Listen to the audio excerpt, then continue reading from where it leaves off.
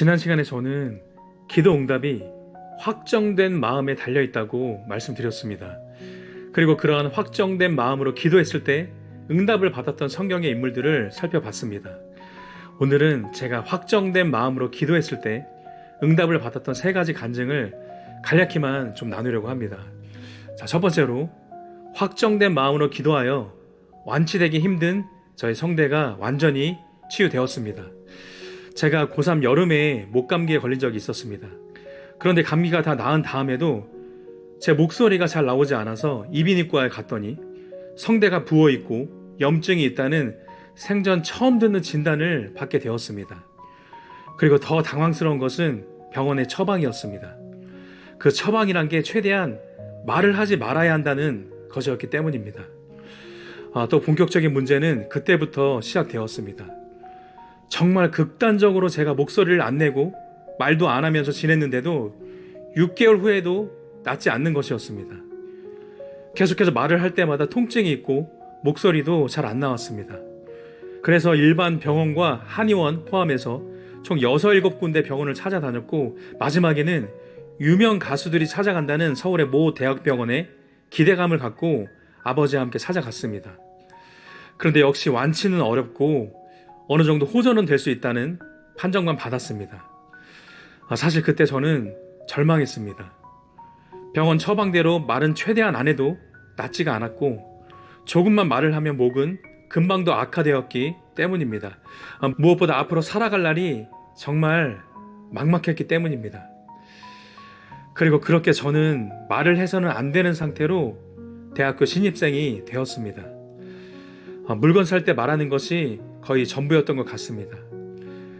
그래서 저는 혼자 지내기 시작했습니다. 강의 시간이 끝나면 같은 과 학생들이 우르르 나오면서 신나게 모여 이야기를 나누는데 그때 저는 재빨리 화장실로 향했습니다. 그리고 같은 과 애들이 다 빠져나갈 때까지 변기에 앉아 있었습니다. 그렇게 저는 동기들이나 선배들과 잘 어울리지 못해서 새로운 대학교 공부에 적응을 못했고 저는 연이어서 학사 경고를 2번 받게 되었습니다.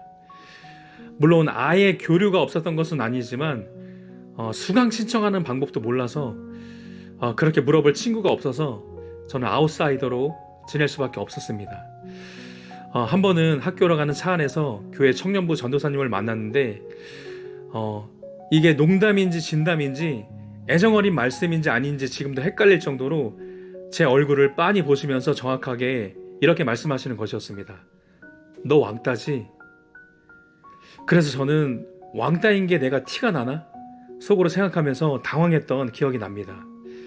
실제로 그런 생활은 대학교 2학년 내내 거의 계속되었습니다. 그런데 그 무렵에 저는 놀라운 꿈을 하나 꾸게 되었습니다. 꿈에 제가 성경책을 펴서 읽고 있었고 그 꿈에서 깨자마자 단 한 구절만 아주 생생하게 생각이 나는 것이었습니다. 실제로 성경에는 그런 구절이 없지만 정확히 이렇게 적혀 있었습니다. 교회에 나가서 기도하면 목이 나으리니.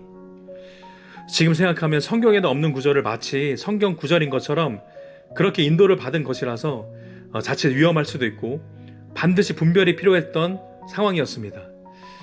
하지만 당시 제 생각에 교회에 나가서 기도한다고 해서 제가 딱히 잘못될 것 같지는 않았습니다.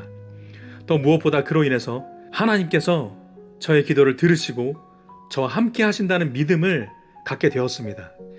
그래서 저는 그때부터 더욱 교회에 나가서 열심히 기도하기 시작했습니다. 그래서 당시 세례도 안 받은 초신자였는데 이때부터 새벽 기도에 나가기 시작했습니다. 아무것도 몰랐지만 그래도 하나님은 다 하실 수 있는 분이라고 믿고 제 목을 낫게 해달라고 기도하기 시작했습니다. 지금도 새벽 기도에 가던 어느 날 하나님, 제 목을 반드시 낫게 해주실 것을 저는 믿습니다 라고 고백하면서 이를 악물고 눈에 눈물을 가득 머금은 채로 교회로 향하던 때가 생생합니다. 되돌아보니까 바로 이때부터 저는 반드시 목이 낫고야 말겠다는, 또 반드시 하나님께서 낫게 해주실 것이라는 확정된 마음으로 기도에만 매달리고 있었던 것이었습니다. 그리고 하나님께서는 제가 확정된 마음으로 기도할 수 있도록 저를 찾아와 주셨던 것입니다. 하지만 제 목 상태는 꿈에 보여주신 약속과 달리 오히려 더 안 좋아졌습니다. 그리고 약 1년이 지난 어느 날 저는 믿음의 큰 결단을 하게 됩니다. 그리고 그러한 결단은 확실히 성령님의 인도하심이었다고 저는 믿습니다. 그때 제 안에 처음으로 다음과 같은 한 가지 생각이 주어졌습니다. 혹시 내가 목을 너무 사용하지 않아서 오히려 목이 점점 더 퇴화되는 것은 아닐까? 물론 의학은 저에게 정반대로 말했습니다. 그렇다 보니 당시 초신자였던 제게는 엄청난 믿음의 모험이 필요했습니다.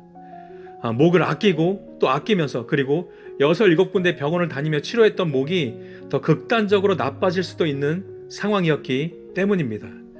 하지만 저는 믿음의 결단을 했고 행동하기 시작했습니다.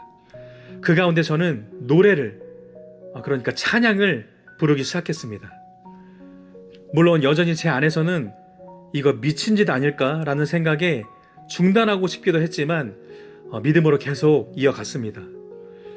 그렇게 여러 날이 지나면서 비록 목이 더 좋아진 것은 아니지만 걱정했던 대로 더 나빠지지도 않았습니다. 그리고 감히 성가대도 서기 시작했습니다. 지휘자님께서 어디서 자꾸 날카롭게 째지는 소리가 난다고 하셨는데 바로 저였습니다. 그런 식으로 계속 믿음으로 소리를 냈고 또 계속 기도했습니다. 그렇게 또 1년이 지나고 나니까 그래도 대략 50%에서 60% 정도 회복이 된 것 같았습니다. 그런데 문제는 어렵게 그만큼 회복된 상태에서 저는 나라의 부름을 받고 군에 입대하게 됩니다. 게다가 저는 훈련소에서 6주를 마친 후에 이후에 정경대로 차출이 되어서 경찰학교에서 2주, 그리고 전투경찰대로 와서도 그곳 신병교육대에서 2주, 이렇게 총 10주의 신병훈련을 받게 됩니다. 그러니 그만큼 목소리를 많이 사용할 수밖에 없었습니다. 그리고 어느 날 누워서 제가 악을 쓰면서 소리를 지르면서 PT 체조를 하고 있는데 그동안 간절히 기도하고 목을 아끼느라 왕따로 학교 생활을 하고 여러 군데 병원 치료 다니고 또 믿음으로 행동하여 목소리를 내므로써 겨우 좋아졌던 목 상태가 가장 최악의 상태가 되었다는 생각에 절망감이 밀려왔습니다. 군대 와서 고생하는 것도 힘든데 그 아끼던 목까지 다 망가졌으니 제가 남은 긴 군 생활을 감당할 힘이 있었겠습니까? 정말 없었던 것 같습니다. 하지만 하나님께서는 목이 낫기 가장 어려운 그 상황 속에서 제게 일하고 계셨습니다. 어느 날 제가 나름 고참일 때 취사반 식당에서 걸레질을 하고 있었습니다.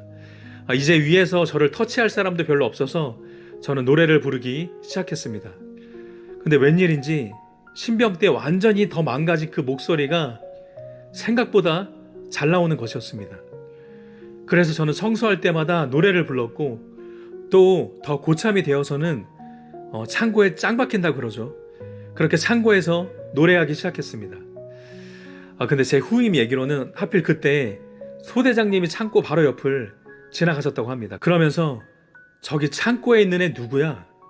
쟤 왜 저기서 저러고 있는 거야? 라고 그 후임병에게 물어보셨고 그 후임병은 창고 안에 사람이 바로 저라고 아주 솔직하게 말씀드렸다고 합니다. 그러자 소대장님이 이해할 수 없다는 표정으로 소대장실에 들어가셨다고 합니다. 다행히 얼차례는 받지 않았고 제 목 상태는 군 입대하기 전보다도 더욱 좋아지고 있었습니다. 물론 이건 여담이기도 하지만 이런 식으로 하나님께서는 뜻밖에도 가장 목이 망가져버린 군대에서 가장 많이 목이 회복될 수 있는 기회와 은혜를 허락해 주셨습니다. 그리고 제대에서도 점점 더 목이 좋아지더니 마침내 24살 무렵에는 완전히 치유가 되었습니다. 이렇게 유명 대학병원에서도 완치가 어렵다는 제 성대는 약 6년 만에 걸쳐서 완전히 치유가 된 것입니다. 물론 즉각적인 치유, 즉각적인 응답은 아니었지만 결국 하나님께서는 제게 찾아오셔서 확정된 마음으로 기도할 수 있도록 꿈으로 인도하시고 또 성령님의 감동 따라 의학적인 처방과 정반대되는 믿음의 행동을 하게 하시고 그리고 마침내 목이 가장 많이 상한 그런 환경에서 가장 좋아지는 뜻밖의 은혜를 베풀어 주셨던 것입니다. 물론 그 이후에도 당시 직업 특성상 2번의 성대 결절을 포함하여 3차례 정도 위기가 다시 찾아왔지만 제 안에는 확정된 마음이 있었고 하나님께서 역시 그때마다 깨끗하게 치유해 주셨습니다. 저의 공로는 아무것도 없음을 고백하면서 모든 영광을 하나님께 올려 드립니다. 다음 2번째로 확정된 마음으로 기도하여 6년 만에 방언을 받았습니다. 저는 20대 후반 무렵부터 방언을 사모하기 시작했습니다. 한 번은 사모하는 마음을 누를 수가 없어서 추운 겨울밤 10시가 넘어서 작은 불빛 하나 없이 제법 높이가 있는 집 근처 산 정상에 올라가서 큰 소리로 기도한 적도 있었습니다. 그리고 평상시에는 유명한 기도원이나 유명한 교회 철야 기도회도 찾아다녔습니다. 또 밤에는 집 근처 개방된 교회에서 조용히 들어가서 완전히 깜깜한 지하 예배실에서 혼자 기도하곤 했습니다. 당시에는 제가 예수님의 이름으로 귀신을 쫓는 것에 대해 무지할 때였는데 하필 그럴 때면 왜 이렇게 어렸을 때 본 공포 영화 장면이 생각나는지 모르겠습니다. 하지만 저는 그때 우리말로만 열심히 기도할 뿐이었고 어떤 사람들은 조언하기를 우리말로 기도하지 말라고 해서 그냥 입을 해 벌리고 침만 흘리다가 돌아온 적도 있었습니다. 그리고 그렇게 시간이 6년이 흘렀습니다. 한참 기도하다 안 되면 크게 낙심하기도 하고 또 열심히 사느라 내려놓고 지내기도 했습니다. 그러던 중 당시 교회 청년부 세론들한테 제가 방언을 사모하는데 못 받고 있다고 나누었고 한 연상의 자매님이 제가 안타까웠는지 저에게 이렇게 제안하는 것이었습니다. 내가 방언을 받을 때까지 계속 중보하면서 도와줄게. 그런데 저는 순간 고맙기보다는 마음이 덜컥했습니다. 엄청 부담이 되었기 때문입니다. 당시 불신앙 때문에도 그랬겠지만 언제 방언을 받을지도 모르는데 누군가가 계속 기도하며 도와주겠다는 것이 사실 미안하기도 하면서 당시 제게는 일종의 압박감으로 느껴졌기 때문입니다. 이렇게 발벗고 도와주겠다는데 지난 6년처럼 계속 방언을 못 받으면 어떡하지? 이런 것이었습니다. 하지만 제가 자발적으로 그렇게나 방언을 사모한다고 셀 모임에서 도움을 요청하듯이 나눈 것인데 마침 도와주겠다는 그 호의를 거절하는 것도 모순적인 상황이었습니다. 그래서 제가 정직하게 말씀드리지만 당시 저는 이런 생각을 했습니다. 이제 나는 막다른 골목이구나. 할 수 없다. 어떻게든 빨리 방언을 받아서 저 고마우면서 부담스러우신 자매님의 압박에서 하루빨리 벗어나야겠다. 실제로 그 자매님은 자주 전화해서 방언 받았어? 라고 물어보곤 했습니다. 그런데 지나고 보니까 바로 그러한 상황이 저로 하여금 반드시 방언을 받고야 말겠다는 확정된 마음을 갖도록 해주었다는 것을 깨닫게 되었습니다. 저를 잘 아시는 하나님께서는 사모하다가 낙심하다가 사모하다가 낙심하기를 반복하는 저를 아시고 고마우신 한 자매님을 보내주셔서 저를 코너에 몰아 넣으신 것이었습니다. 이제는 낙심하여서 내려놓을 수 있는 저만의 여유조차 거둬 가신 것이었습니다. 그래서 어느 날 특히 작정하고서 혼자 자취하던 집안에서 혼자 벼랑 끝에 선 심정으로 방언에 대한 사모함 반, 자매님의 압박에서 벗어나야겠다는 마음 반으로 간절히 방언을 하게 해달라고 기도하고 있었습니다. 제가 그 과정을 다 말씀드릴 수는 없지만 저는 방언에 관한 책을 따라서 또 언젠가 늦은 시간에 일을 마치고 찾아와서 방언에 관해 조언해준 형의 말을 따라서 모국어가 아닌 다른 말을 믿음으로 계속하기 시작했습니다. 그리고 그러던 중 살짝 특이하게 발음이 새듯이 어떤 말이 나와서 그 말을 계속 그냥 하기 시작했습니다. 그랬더니 이것이 방언이구나 라고 확신할 수 있는 말이 마치 모터 달린 것처럼 끊임없이 나오기 시작했습니다. 물론 어떤 사람들의 말처럼 주체할 수 없게 나오는 것은 아니었고 제 의지와 통제 아래에 있었지만 너무 신기한 발음이 자연스럽고 격렬하게 나와서 저는 거울을 보면서 방언하는 제 모습에 웃음을 터뜨렸고 또 그 소리를 신기해서 녹음하기도 했습니다. 이후에 신뢰할 만한 두 분의 사역자로부터 통변을 받았고 저는 더욱 확신하게 되었습니다. 결국 그렇게 6년 만에 저만의 벼랑 끝에서 확정된 마음으로 기도하게 되었고, 그때 비로소 하나님께서는 방언을 선물로 주셨던 것입니다. 덤으로 너무 감사하면서도 한편으로는 제게 부담이었던 자매님의 압박으로부터도 제 기억으로는 한 달 안에 벗어날 수 있었습니다. 그로부터 저는 약 15년간 그 방언의 은혜를 누리면서 하나님께 나아가고 있습니다. 자, 세 번째로, 확정된 마음으로 각각 일주일씩 기도했을 때 두 가지 깨달음과 구하지 않은 은혜까지 얻게 되었습니다. 이때 저는 직장을 잠시 쉬고 있었습니다. 그리고 절박한 기도 제목으로 하나님께 기도하고 있었습니다. 그런데 기도를 하려면 제 안에 믿음이 있어야 하는데, 당시 제 안에 정립되지 않은 어떤 혼란스러움 때문에 도무지 기도에 집중할 수가 없었습니다. 따라서 당장 시급한 저의 기도 제목보다 당시 저를 혼란스럽게 했던 A와 B 중 어떤 것이 맞는지, 내가 지금 어느 것을 믿음으로 붙잡고 기도해야 하는지 먼저 정립이 되어야만 했습니다. 그런데 저로서는 도저히 알 수가 없는 것이었습니다. 그래서 저는 정말 제 삶에서 올인이라고 자신 있게 말할 수 있는 기도의 올인을 일주일간 하게 되었습니다. 정말 밥 먹고 자고 생활하는 시간 외에는 모든 시간에 하나님께 엎드렸습니다. 무언가를 말하는 기도가 아니라 무조건 엎드려서 하나님 저에게 말씀하옵소서, 주의 종이 듣겠나이다, 이렇게 하면서 주로 듣는 기도만 일주일 내내 했던 기억이 납니다. 그런데 비슷한 시기에 공교롭게도 저에게 이번에는 C와 D 중 어느 것이 맞는지 정립이 되지 않으면 도무지 혼란스러워서 제대로 기도할 수가 없는 상황이 또 찾아왔습니다. 그래서 제 기억으로 정확히 또 일주일을 똑같이 엎드려서 소위 듣는 기도만 드렸던 것입니다. 결론적으로 하나님께서는 이 두 기도 모두에 응답해 주셨습니다. 마치 다음 말씀처럼 말입니다. 다니엘서 10장 12절입니다. 그가 내게 이르되 다니엘아 두려워하지 말라. 내가 깨달으려 하여 내 하나님 앞에 스스로 겸비하게 하기로 결심하던 첫날부터 내 말이 응답받았으므로 내가 내 말로 말미암아 왔느니라. 그 깨달음이 무엇인지는 제가 여기서는 시간 관계상 다 말씀드릴 수 없는 점 넓은 마음으로 이해해 주시면 정말 감사하겠습니다. 그리고 정확히 바로 그 시점부터였습니다. 그 전에 저에게는 영적으로 무언가를 깨닫거나 하는 일이 매우 드물었던 기억이 납니다.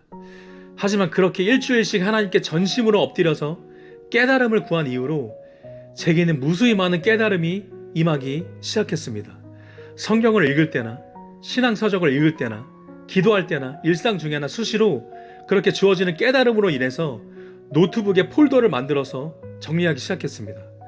그리고 몇 년 후에는 처음으로 설교 형태로 메시지를 받기 시작했습니다. 그리고 그 은혜는 부족하나마 지금까지 이어지고 있습니다. 또한 그 은혜는 저의 삶과 사역 가운데 가장 지배적인 요소라고 저는 말씀드릴 수 있습니다. 지금껏 부족하나마 하나님께서 제게 행하신 일을 나누었습니다. 당연히 이 간증들에는 저의 공로는 전혀 없습니다. 하나님께서 저를 불쌍히 여기시고 먼저 저를 찾아와 주셨고, 제게 믿음과 확정된 마음을 주셨고, 또 성령님을 통해 인도해 주셨으며, 그리고 모든 상황을 주장해 주셨기 때문입니다. 다만 그럴지라도 저와 여러분은 성령을 소멸할 수도 있을 것입니다. 또 얼마든지 은혜를 헛되이 받을 수도 있을 것입니다. 그런 만큼 자신의 절박한 기도가 응답되기를 원하신다면 반드시 자기 마음을 하나님 앞에서 확정하시기 바랍니다. 하나님께서는 의지와 다르게 역사하지 않으십니다. 그리고 끝까지 기도하시기 바랍니다. 그러면 반드시 하나님의 선하심을 맛보아 알게 되실 것이라고 믿습니다. 두서없이 간략히 나누느라고 많이 부족한 간증 이것으로 마치도록 하겠습니다. 그럼 저는 다음 시간에 또 찾아뵙겠습니다. 아무쪼록 오늘 이 시간부터 이 영상을 보시고 그 마음을 확정하시는 모든 분들에게 앞으로 놀라운 기도 응답의 역사가 계속되기를 예수님의 이름으로 축복합니다.